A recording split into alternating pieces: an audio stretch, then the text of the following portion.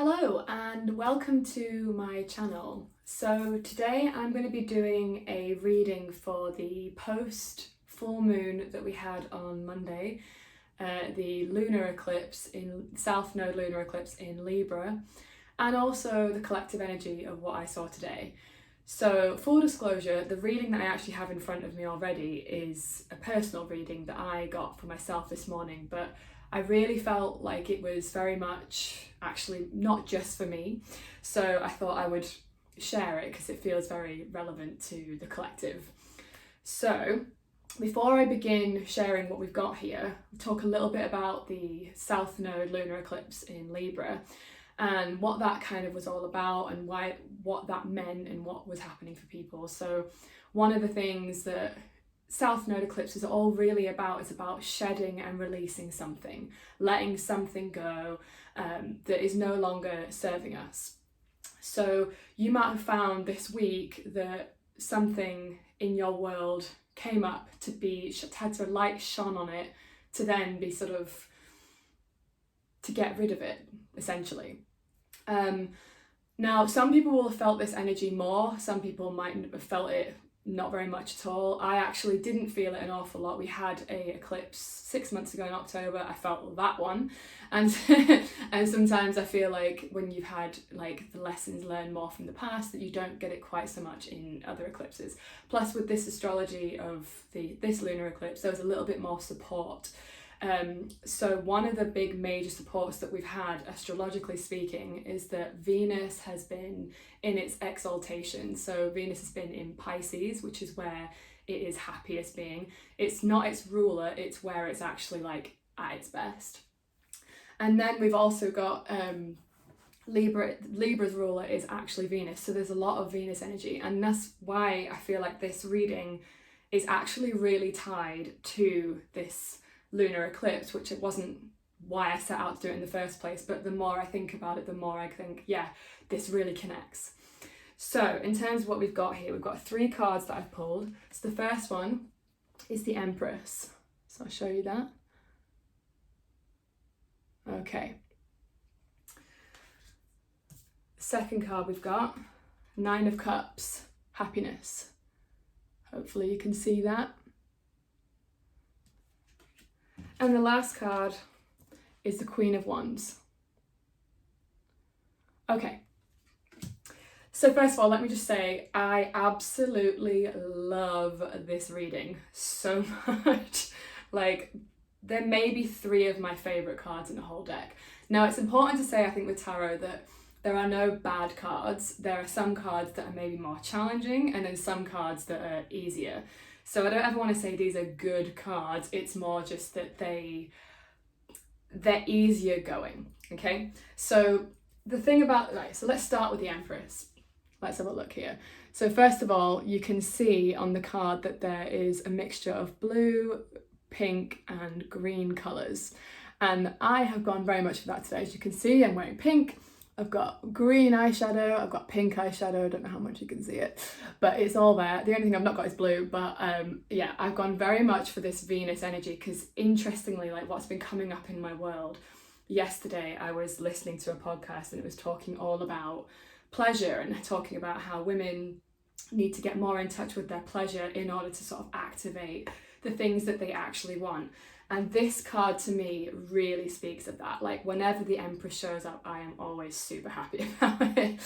So the deck that I'm actually using is called the Thoth Tarot deck by Aleister Crowley. I love this deck. It's controversial because Aleister Crowley was a bit of a dodgy dude. But he, yeah, very much like to me, really understood how the meaning of tarot, and he had so much rich understanding that I just love using his deck. Like every single thing on this card is absolutely like not a mistake and rich with symbolism and all sorts of things. So something to know about this card in light of everything I've talked about, you can see here the Venus glyph. So this card is ruled by Venus. So again, it's very much this Venus energy that we're needing to tap into.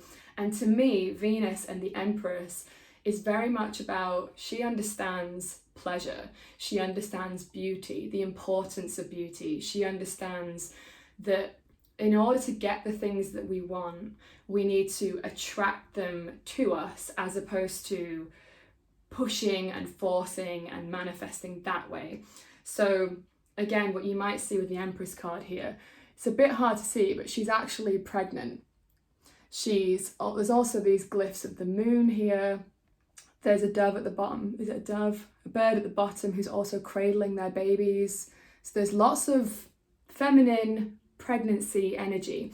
So this card can sometimes mean actual pregnancy for some people. To me, it's never really meant that. When I've done readings before, it's more about the creative energy of women, right? So women make babies, and how we make babies is actually not through this process of forcing and pushing, right? There's something that's coming to mind actually, is the idea of the wisdom of the egg. So the egg, as in the eggs that women carry, where they don't have to do anything to release the egg, right? The egg goes where it needs to go, and it attracts the sperm to her. She is just simply sitting and waiting and being her magnificent self, not having to be, push, do, and the sperm comes to her and she is fertilized. And this is very much, to me, what the Empress is really trying to teach us, is that we're not supposed to always push outward and force, which sometimes that can be the case, but when the Empress is here, it's more about how can you attract and bring things in? How can you be the energy that you need to be in order to get the things that you actually want? And this is said to be by activating your own pleasure and turn on energy. So you're not having to go out there, you're just simply being in your delicious kind of beautiful energy, like you're adorning yourself, so wearing jewelry. So today I've really made a conscious effort to make myself feel good, and I'm also wearing the colours of Venus to kind of attract that sort of deity into my energy field, if that makes sense. So it's not about doing it so, oh, will people like me and what will I look like and da-da-da-da. It's more just I'm trying to imbue the energy of Venus, who is very much about attracting things.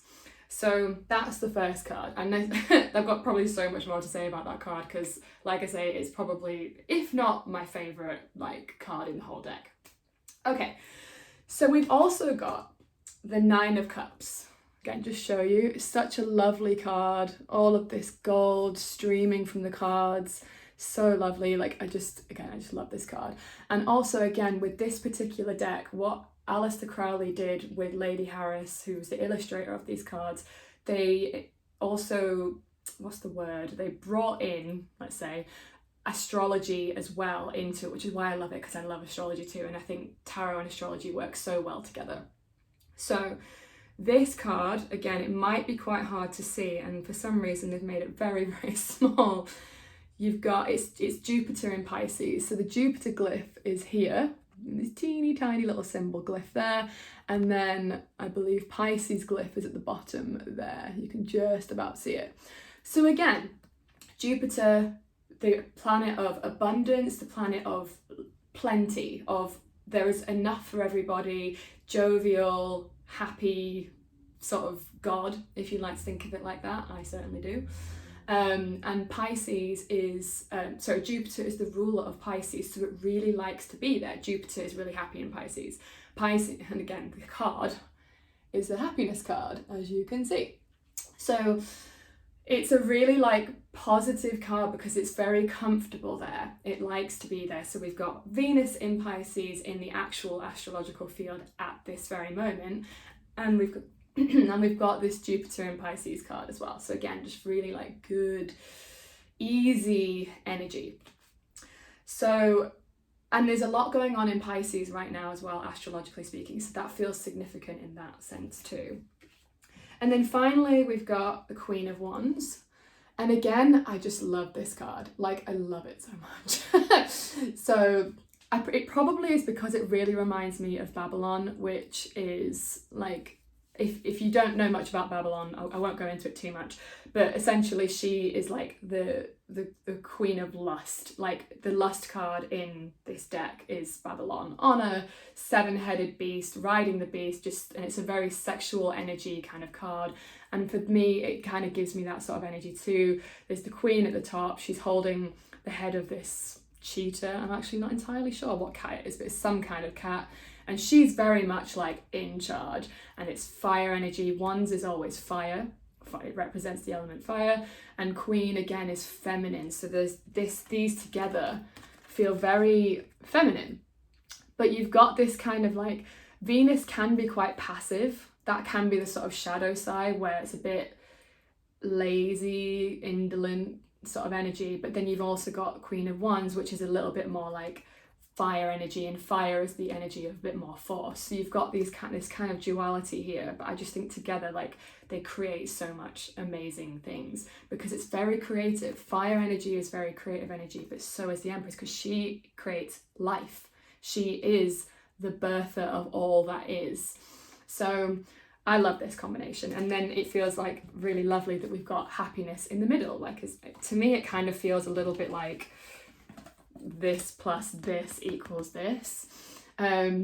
So anyway, what this all kind of means, so sort of tying it all together, to me it feels like combining these two forces to create happiness in our own lives. So I feel like with the eclipse that we've just had, there might be a lot of heaviness for some people. Like, again, it really depends on the person. I don't think eclipses affect everybody in the same way. It also depends on how it falls in your own chart, and what the previous eclipse brought up for you and all sorts of things. But for some people, certainly, I think it's about like, because we're in between eclipses right now, you're in a kind of liminal space in between the South Node, which represents the old, and like, the South Node really represents like what we came into this life with and what is familiar and comfortable to us. And the North Node is where our soul is trying to get us to go towards, but is very uncomfortable and unfamiliar. So when South Node eclipses happen, it's about releasing something that is comfortable and familiar, but is not really serving us anymore, in order to move towards the North Node, which might feel quite scary depending on, again, if you're really ready for the change, you could feel quite excited by it. It could be like a really sort of like, I'm ready for this. And it's in Aries, which again is this like, let's go kind of energy. So I feel very much that. And I know some people are not feeling quite like that. But to me, this reading feels a little bit like this is what we need to be doing in order to get to this North Node. It's like, it's about tapping into our creative energy, tapping into the feminine, and for some people that is in a literal sense of what it is to be a woman, but I think it's just like this more being in this more creative kind of space and allowing yourself to play, allowing yourself to try things and seeing what's trying to come in to be birthed into the new, but without this like really forceful sort of energy. It's like this kind of like delightful, like Venus knows delight. Venus knows, like, oh God, I cannot stress how much I love Venus. But Venus really knows, like, she's like, this is so good. I want this chocolate. It tastes really good. And she's like delighted by everything. Like she just wants to be pleased, and she knows how to please herself. And I think that's what's being asked of us right now in order to go towards this sort of new beginning. And we are in Aries season as well. So again, it's all about this new beginnings. And I just think it's really lovely, and I wanted to share that because I think I've seen a lot of stuff around the eclipses where it's been like, oh, this is terrible, it's hard, it's difficult, and I'm like, maybe, but maybe not. And maybe it could be a beautiful opportunity, because again, everything is always happening for us, even if it is difficult and challenging, which it may well be for you. It's always important to remember that this is happening for us, not to us. Like, if something's being stripped away from you, it's because you don't need it anymore. Otherwise it wouldn't be being taken away. You're not some victim to the cosmos, right? You're not a victim to the universe and its big bad daddy energy. Like, no, we're not parentifying the universe. We're simply acknowledging that what is happening is always like, oh, okay, like that needed to happen. And even if you can't access that right now, when you look back, you'll be able to see like that's how things are meant to go, whether it's like a job loss or a relationship loss or a, you know, just some kind of a crisis. Whenever we look back, we can always see like that happened for our best, into like for our soul's growth. And I think, yeah, to help with these energies, tap into your pleasure. Like whenever you're having even just like simple things, like if you're having like a cup of coffee, like really savor it, be like, oh, like, and feel the gratitude of how lovely it is that you get to like have this coffee, right? You're like, so good. And like in the really small mundane things, like Venus again is very much about creating beauty wherever she goes. So it's not just in the big grand sort of things that happen, it's also like creating beauty wherever she goes. So she might go into the living room, she might be like, I'm going to get some flowers and put them there, and I'm going to smell them and take a moment to savor it. And like, because again, she loves flowers, she loves chocolate, she loves like all the delightful things, right? And like, again, making herself look beautiful, making the environment look beautiful, and really getting into that energy. And I think that's going to really, really help us right now. And the reason I say that is because it's not an energy that I actually find super easy to tap into myself, but it's been showing up so much everywhere. Like I say, I listened to that podcast yesterday, and it's just been kind of winking at me. And then this morning, actually, I think I wrote it in here. So before I ever do any readings, I sort of try and tap into my own energy. Yeah, like I forgot I said this. So the first thing that when I woke up this morning, actually when I woke up in bed, was I heard pleasure first, and I was like, interesting. Again, not something that I generally think. It's not like a usual thing. So that's what tells me it's like not just me and my thoughts, if you know what I mean. And then work with Venus again. Like, you can't make this up, honestly. So I hope that's been interesting. I hope it's been helpful. I'd love to hear what you think and how these energies have been affecting you. Please like, subscribe, comment, all that kind of stuff really helps this channel grow, and I hope you have a marvellous rest of your day. Thank you so much for taking your time and attention to listen, and I'll speak to you all later. Bye.